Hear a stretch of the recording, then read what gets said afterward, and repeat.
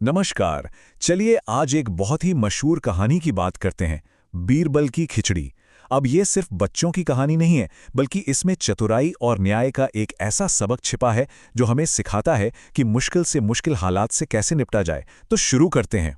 ये कहानी अक्सर बच्चों की किताबों में मिल जाती है, लेकिन यकीन मानिए इसके सबक हम सबके लिए हैं।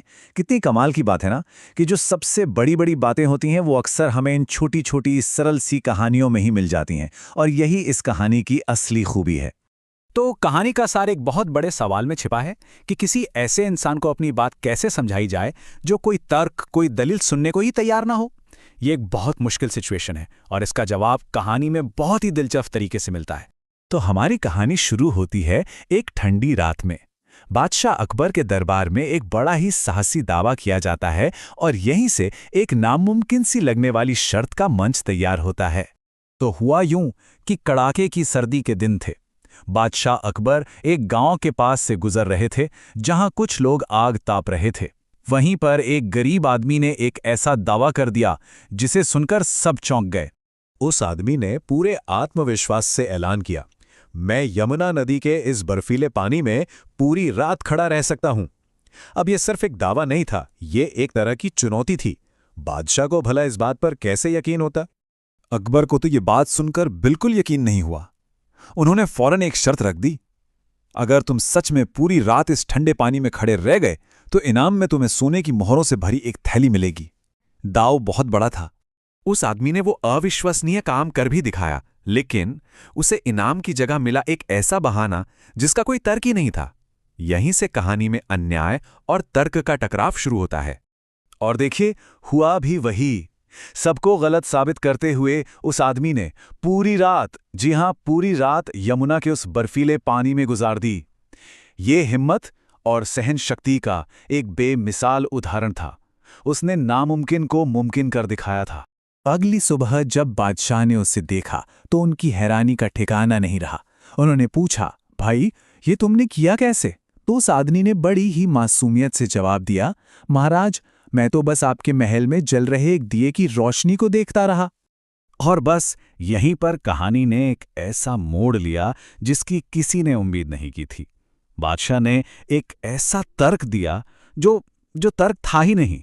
उन्होंने कहा, अच्छा तो तुम मेरे महल के दिए की गर्मी से खुद को गर्म रखते रहे?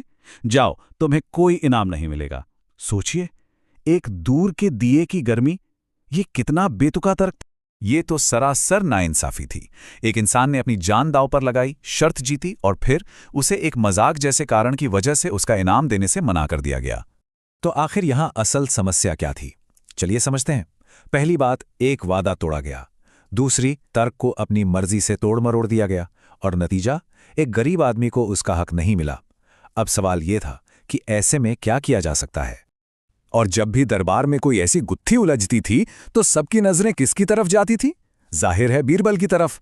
बीरबल समझ गए थे कि सीधी बहस से यहां बात नहीं बनेगी। बादशाह को उनकी गलती का एहसास कराने के लिए कुछ अलग ही करना पड़ेगा। बीरबल उस वक्त दरबार में ही थे। उन्होंने ये सब अपनी आंखों से देखा। उस बेचारे निराश आदमी को देखा और मनी मन ठान लिया कि न्याय तो होकर रहेगा। लेकिन इसके बाद जो हुआ वो थोड़ा अजीब था। अगले दिन बीरबल दरबार नहीं आए। दूसरा दिन निकला, बीरबल अब भी नहीं आए। अब तीसरे दिन तक तो बादशाह अकबर को भी चिंता होने लगी, भाई आखिर बीरबल हैं कहाँ? जब पता लगवाया गया तो बीरबल का बड़ा ही अजीब सा जवाब आया। उन्होंने कहलवाया, मैं खिचड़ी पका रहा हूं, जब पक जाएगी तब दरबार आ जाऊंगा। खिचड़ी? भला ये दरबार न आने की क्या वजह हुई? इस पहेली ने बादशाह की उत्सुकता और बढ़ा दी। और यहीं से खुलता है बीरबल की उस अनोखी योजना का राज, खिचड़ी का सबक। सोचिए, एक गलत लॉजिक को सही करने के लिए एक कुकिंग लेसन। इससे शानदार और क्या हो सकता है? जब बादशाह खुद बीरबल के घर पहुंचे तो वहां का नजारा देख के वो दंग रह गए। एक ऊंचे से डंडे पर खिचड़ी की हांडी लटक रही है और आग तो जमीन पर कई फीट नीचे जल रही है। बादशाह भी देखकर हैरान हो गए। उन्होंने पूछा, बीरबल ये क्या मजाक है? इतनी दूर से भला ये खिचड़ी कैसे पकेगी? ये तो नामुमकिन है। और बस यही तो बीरबल चाहते थे। अब जरा दोनों बातों को साथ रखकर देखिए। बादशाह का लॉजिक क्या था कि एक दूर का दिया नदी में खड़े आदमी को गर्मी दे सकता है, और बीरबल क्या दिखा रहे थे कि एक दूर की आग खिचड़ी पका सकती है। देखा, बीरबल ने बादशाह के ही तर्क को आईने की तरह उनके सामने रख दिया था। तो फिर क्या हुआ? जाहिर है न्याय हुआ। बीरबल की इस चतुराई ने सिर्फ एक सबक ही नहीं सिखाया, बल्कि एक बहुत बड़ी गलती को भी सुधारा। बीरबल ने बड़े ही आराम से जवाब दिया, जहां पना अगर वो गरीब आदमी आपके महल के दूर जलते दिए की गर्मी से पूरी रात ठंड में खड़ा रह सकता है, तो मेरी ये खिचड़ी इस आग की गर्मी से क्यों नहीं पक सकती? इस सवाल के आगे बादशाह निशब्द थे। और बस बादशाह को तुरंत अपनी गलती का एहसास हो गया। उन्हें समझ आ गया कि उनका तर्क कितना बेतुका था। फौरन उस आदमी को दरबार में वापस बुलाया गया और पूरे सम्मान के साथ उसे सोने की मोहरों से भरी थैली दी गई। आखिरकार इंसाफ हुआ। तो ये कहानी हमें एक बहुत गहरे सवाल पर सोचने के लिए छोड़ जाती है कि जब हमारा सामना किसी ऐसी ताकत से हो जो तर्क सुनने को तैयार ही न हो, तो क्या सबसे असरदार तरीका वो होता है जिसमें हम कुछ कहते नहीं बल्कि करके दिखाते हैं? ये वो सबक है जो बीरबल की खिचड़ी हमें सिखाती है और ये आज भी उतना ही सच है।